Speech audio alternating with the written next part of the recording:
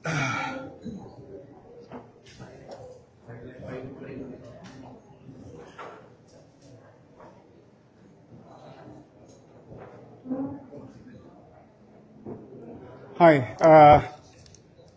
good afternoon, ladies and gentlemen. Thank you for coming in this afternoon, to our friends in the media, and especially to our international media who are here also. There are two things that we wanted to update the people of Manila. This we address our people with regard to two incidents happened recently in the city. One is the shooting incident transpired on August 16, about 1:30 p.m. along Gonzalo Street, Barangay 739, Malate.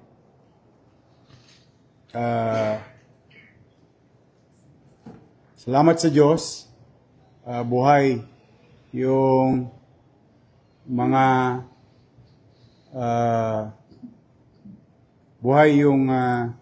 biktima, and through the effort of the Manila Police District, backtracking and investigation, we apprehended two suspects and positively identified by the victim. Nandito. Dalawa. Ito nga kayo. Sorry, ano? Ito yung bumaril sa ano, no? Sa Gonzalo.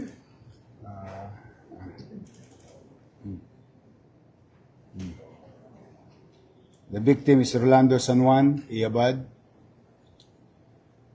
who suffered 2 gunshot wounds, one in the face and one in the chest. But I'm grateful that he survived the shooting.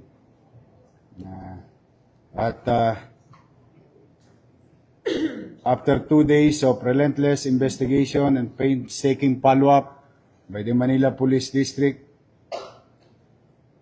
it resulted to arrest of Edwin Diaz David.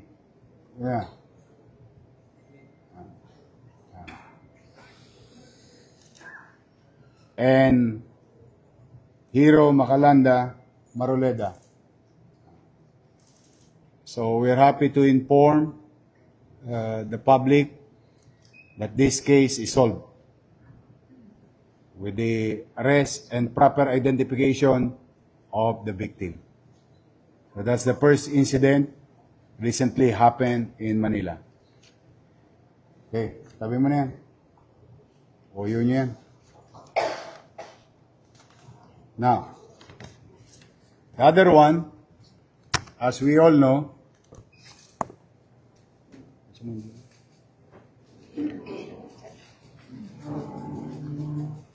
there was an incident in the city of Manila last August 15, about 10:40 p.m., involving foreigners, victims.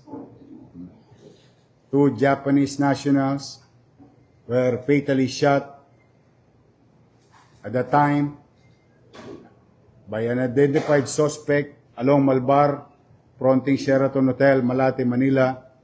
Initial reports and CCTV footages confirmed that the victims were targeted upon exiting a taxi. Now, as we have promised the people of Manila and those who are traversing and visiting the city, we may not, mapigilan yung gawain ng mga pusakal sa akto, pamisa-misan na aktuhan namin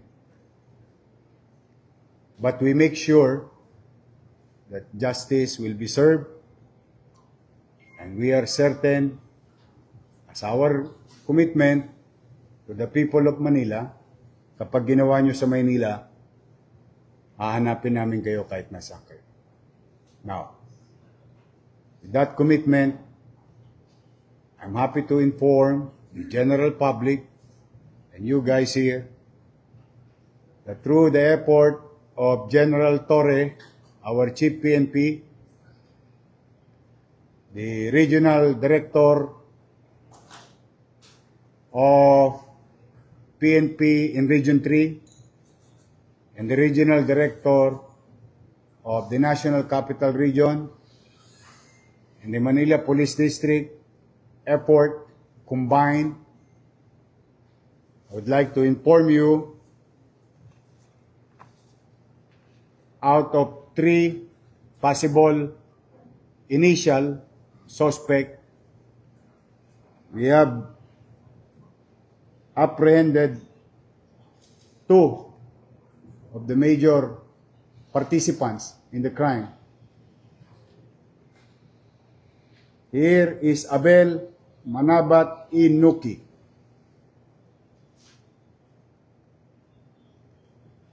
Ito yung guide. Yes, sir.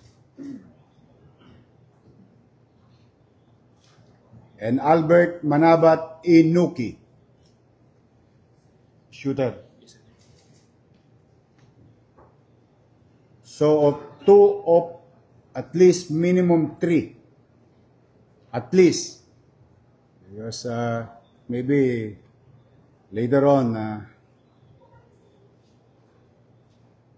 we'll go deeper with this shooting incident. 1, to the family of Akinobu Nakayama, 42 years old, from Shizuoka, Japan. And Hideaki Satori, 53 years old. Kami taus-pusong nakikiramay sa pamilya ng mga biktima. I hope this effort, combined effort of the Philippine National Police and Manila Police District and Regional Police and all other men and women behind this investigation and your city government can bring justice to the victims. Now, as I have said, ulitin po namin, nalulungkot kami na meron pa ring sumusubok sa Maynila. But we guarantee you, no matter what, we will not rest until justice is served. I'll give you to our police sa Ligumba if you have other questions. But for the meantime, I'd just like to inform each and every one of you. These are the suspects based on investigation, backtracking of all available datas, visual datas made through the investigation. Pero ba kayong tanong? Okay. Yes. Good afternoon, Mayor Celerina Monte from NHK. Could you consider this as an isolated case? Because right now, I learned that there are some Japanese tourists or even, I don't know, investors who were supposed to come here in the Philippines, but because of this incident, they already suspended or canceled their trips. Well, it is a knee-jerk reaction for any investor. Definitely. It's normal. Not only for Japanese, but any other foreigners, for that matter. Talagang, yun ang unang, ayaw na kami dyan. Hindi kami ligtas. Nataon lang na, sabi mo nga, may papasok na Japanese investor sa bansa, and this thing happened. This can happen also in other parts of the country. But one thing is for sure, as our commitment to to the people of Manila and those visiting the city, sabi ko nga, di ba, if I may use again my own words, tatalupang ko buong Pilipinas, makuha lang yung mga suspect. And that is our dedication through the effort of PNP and MPD.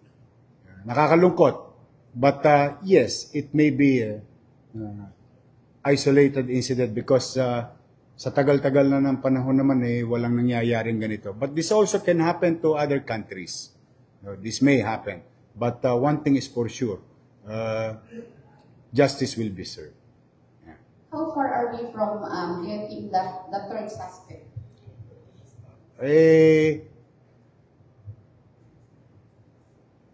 Someday, I think the PNP will update you for the meantime. Kasi we don't want to be sending the message to possible individuals. Properly identified naman na sila. It's just a question of time. Good afternoon. You're next. Yeah. Yes, please. No. Yeah, go ahead. And you're next. Good afternoon, Jonah from Asahi Shimbun. Can you tell us the relationship between the suspect and the victim, sir? Paano sila nagkakilala? Bakit sila magkasama nung gabi na yon? Yeah. Also, can you tell us if the gunman really did wait in the shadows, waiting for the victims to alight from the taxi? And how are suspects explaining themselves?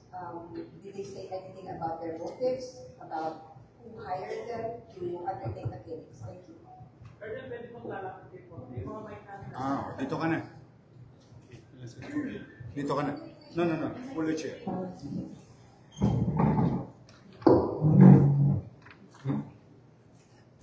Good afternoon, everyone. Isasayin ko lang yung sagot dun sa question kasi sunod-sunod. So, first and foremost, during the conduct of investigation, on August 15, 2025, at dawn, no?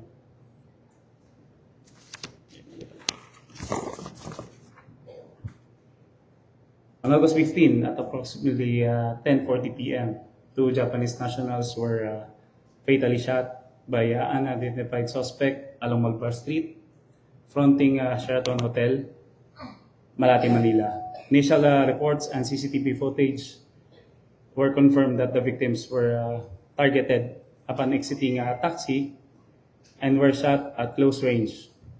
The suspect fled with the victim's belongings using a Suzuki Skydrive motorcycle as a getaway vehicle.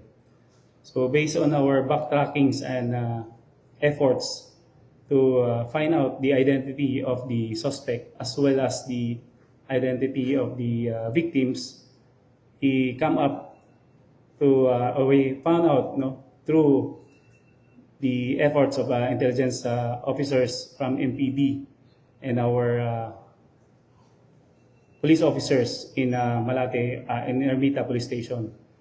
So we led to find the whereabouts of these victims first. So initially, nakuha natin yung identity ng taxi na kanilang sinakyan. And then through that, nakuha natin yung witness, yung driver na kasama nila. So tinanong natin kung saan sila nanggaling, yung ating mga victims. So ang sabi ng ating witness, yung driver, ay na-pick up niya ito sa Midas Hotel and Casino. So from that, nag-verify tayo kung meron silang mga iniwang identification cards or passports doon sa hotel na yon. And then, tinanong din natin kung kailan dumating itong mga foreigners doon sa hotel. So with that effort, nakuha natin yung identification or passport ng two Japanese national to include the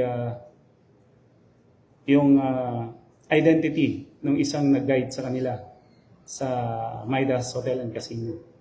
So with that, nag-conduct din tayo ng social media exploitations, no? Hinanap natin itong individuals na nakasama ng ating foreign national at nakita natin yung identity ni Abel Manabat.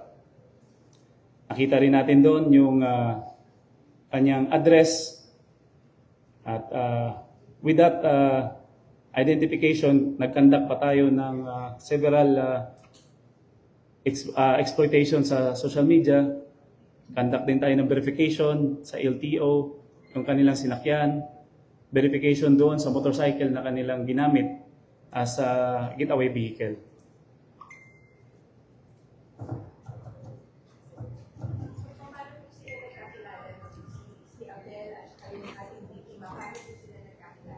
Based doon sa ating debriefing sa ating number 1 suspect, si Abel Manabat, he told us that yung isa sa mga nag-utos ay kaibigan niya. Dati niya nang pinagmamaneho. And then from that, nag-offer itong nag-utos, yung ating mastermind, ng sum of 9 million pesos para patayin itong ating mga victim. So initially, naghanap ng kasama or mga cohorts si Abel. At kasama dito ang kanyang kapatid na si Albert Manabat. And isa pang unidentified person yung kumuha sa mga belongings na ating foreign national.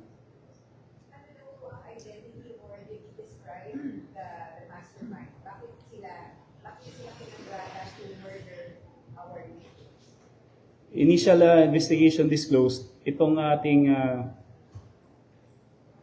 Japanese nationals ay papunta dito sa Pilipinas. And then yung contact nitong ating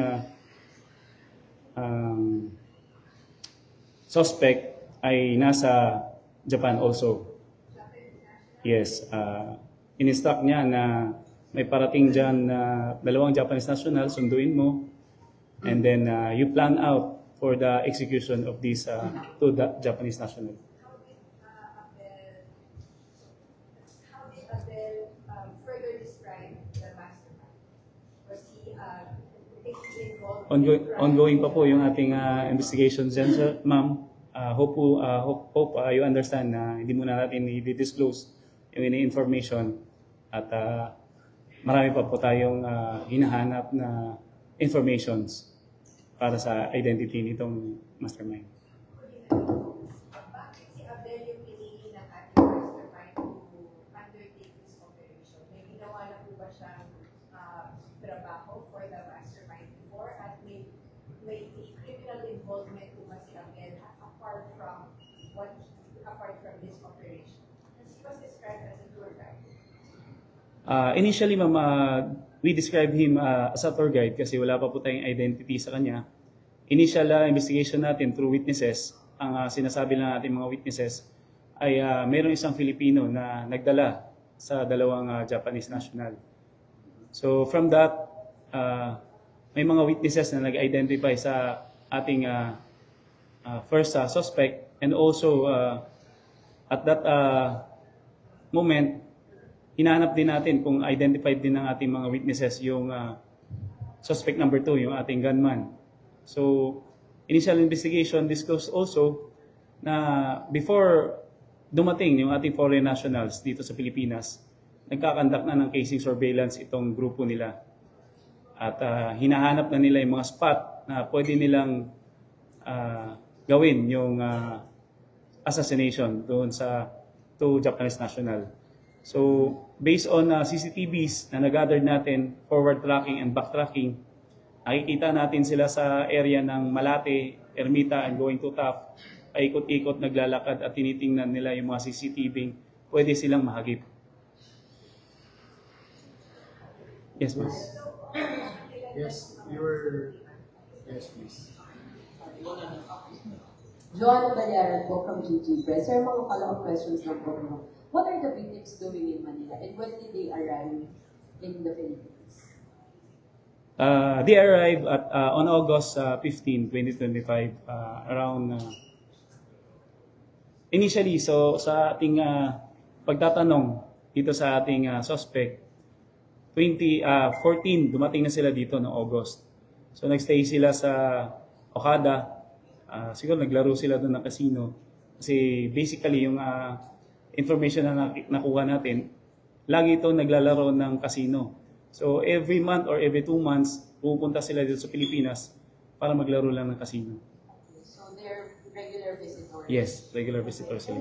Why would they be targeted? Is this incident part of killings of organized crime syndicate that's lurking?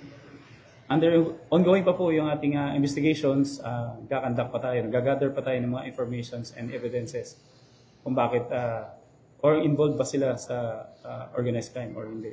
Last question for me na lang po, no, kasi may mga ko.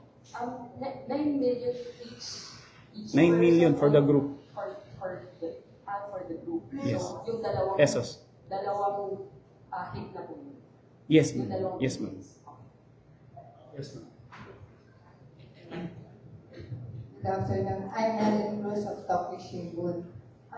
Tatanong ko, una kong tanong, a clarification, sir, sa nauna your earlier statement.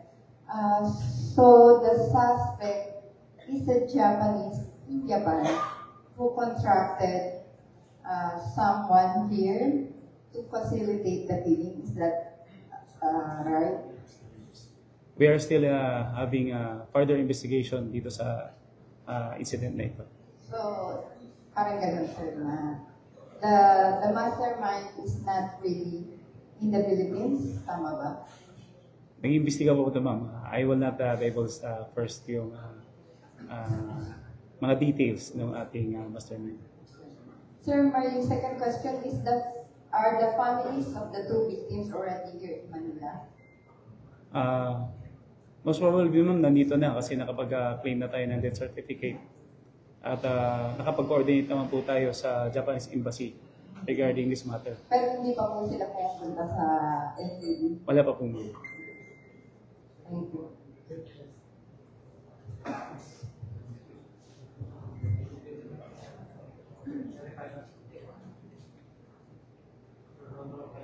Kyoto News, Japanese News Agency.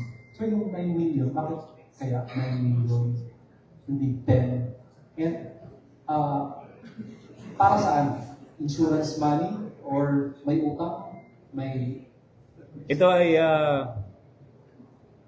information lang naman nang galing sa ating mga suspect.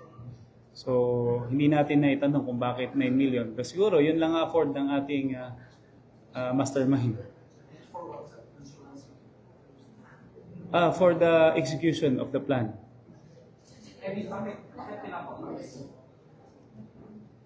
Based on our debriefing sa ating suspect, kasi itong suspect natin ay dati lang niyang driver.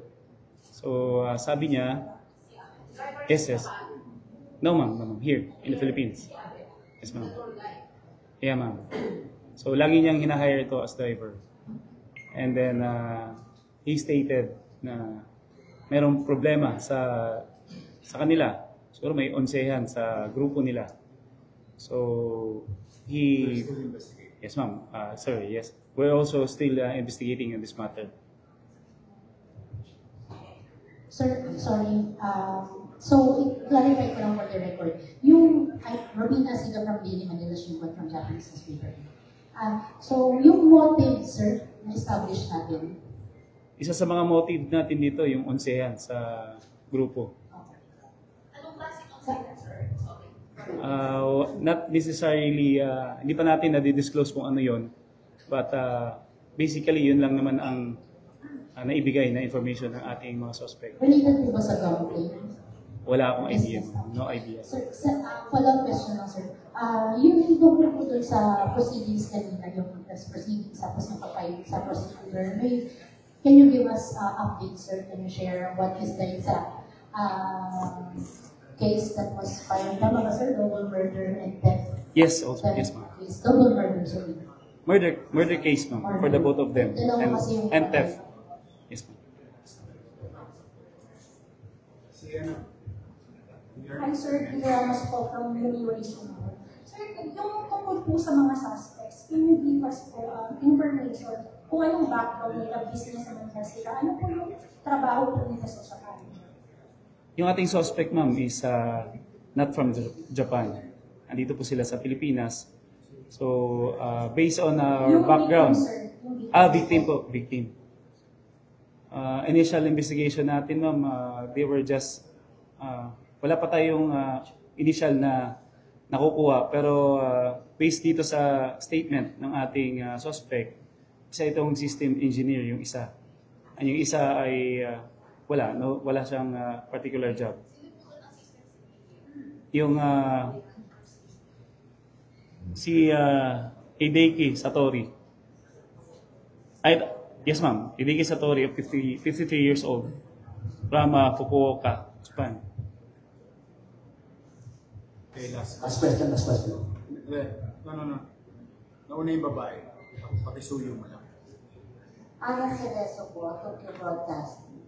Sir, tatanong ko lang about yung 9 million. Na-receive ba nila yung payment or paano yung terms nila? Wala silang naisabing terms kasi very abrupt yung ating collaboration ng regional Police Regional Office 3, lalo-lalo yung ating yung R2, yung PPO ng Pampanga, also in CRPO, and yung ating MPD na nag-collaborate and investigate on this matter. At abrupt, immediate yung ating response, kaya nahuli kaagad natin sila. So, wala na silang na-disclose kung paano nila paghahatian yung money na yun.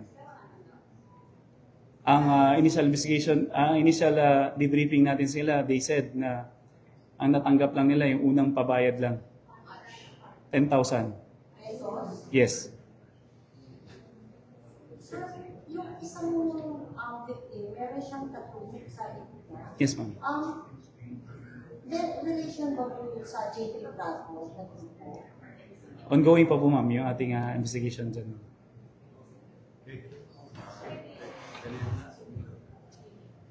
Yes, sir.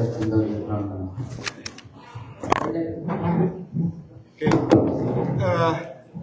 Again, ladies and gentlemen, as we have promised, we cannot go further in telling stories and sounding the next move of the Philippine National Police. I'd love to answer, and I like the way you ask question, but it may, baka ma-preempt eh. Meron talagang mas malalim pa. That, at least I can assure you that there are somebody else. No.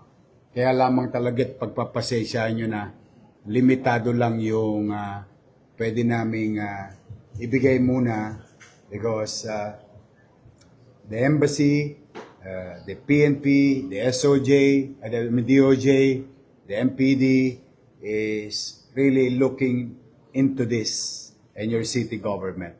But for the meantime, at least we are now on track on resolving the case because the primary suspect involved is now under the custody of the Philippine National Police and properly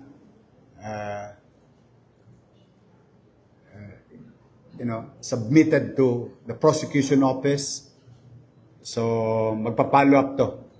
Ayun naman, talagang hindi lang namin maikwento sa inyo yung iba ninyong ninanais na impormasyon. I hope you don't mind. You were about to, sige nga, sige. Your Honor, Hideki Satori po, Radyo Pilipinas. Sure. Naitawag po ba ito insidente sa 911 at gaano ba kalaga yung 911 sa ganitong pagkakataon? Well, if you ask me about 911, I guarantee you I was there. And it is effective. I saw it, I tested it, I simulated it personally in the Philippine National Headquarters with General Torre. I saw how it works. When I randomly suggested places in the country, it was done properly according to the target. And it was done also in Manila when we simulated a distress call from a house, and the police, and it was, I think, if I'm not mistaken, Mr. Kayabyab, Police Officer Kayabyab, who went to the distress call or the particular space or place at 4 minutes and 37 seconds. That is my experience with regard to your question, 911. So ako, I can only attest on what I have experienced and what the 911 can bring to each and every one of us in case of emergency. So it's running based on my experience. Now, if it is what, ito namang kaso na ito, mabuti na lamang with the technology available, mas madaling nare-resolba at mas madaling nahanap ang mga suspect. So, for now, modest assessment is that at least we are now on the right track in resolving fully and getting to the bottom of it. And I like your question, what is the motive behind it? And malalaan din natin yan kalaunan. Kasi I for one, hindi naman pwede magka-involve ng pera kung walang motibo. Tama yung tanong niya kanina. But hanggang doon lang muna kami. No? So, yes please. Good afternoon, Mayor. Logic Aka sa DZRH. Yes, sir. Mayor, after ng incident nung Friday, maraming mga negosyante talaga na alarma sa of course sa negosyo na imbis na. Pero after itong arrested na yung mga suspect, ano pong pagkaganda mo ngayon, Lord? Well, at least we're still in line with our policy. Sabi ko nga sa inyo, the least thing that I can do for Manila for now is maging maaliwalas at panatag ang pamumuhay. So, panatag in such a way that we will put things in right order as much as we can. But then again, hindi mo naman yan na mapipigilan basta-basta ang isang masamang tao gumawa ng masama sa kanyang kapwa. But the guarantee of your city government and through the help of MPD and other enforcement unit in the case of maritime, sumisid pa yan. Yan, yung nakuha nating suspect na dalawa, yung tinapon yung motor, sinisid pa ng maritime group natin para makuha yung getaway bike. This is a different story. If you were not here early on, there's kung paano na-resolve yung isang kaso na yun. The guarantee to the people of Manila and to those visiting in the city of Manila is that kapag ginawa nila yung krimen dito, ang ikamamatay nila, puyat. Dahil hindi sila matutulog ng mahimbing. As we promise, we will spend every single cent in our city coffers to apprehend and bring these people to justice. And I think, for the meantime, our modest assessment, the PNP is on the right track in resolving this case or this matter or this incident. And I hope someday, somehow, walang mangyaring ganito sa Pilipinas. Yes, I agree. They may have a very different impression of the country or the city or any place in the world for that matter. But we'll make sure that there is government in Manila and in the country. Okay? Thank you sa inyo. Thank you. Okay. Thank you.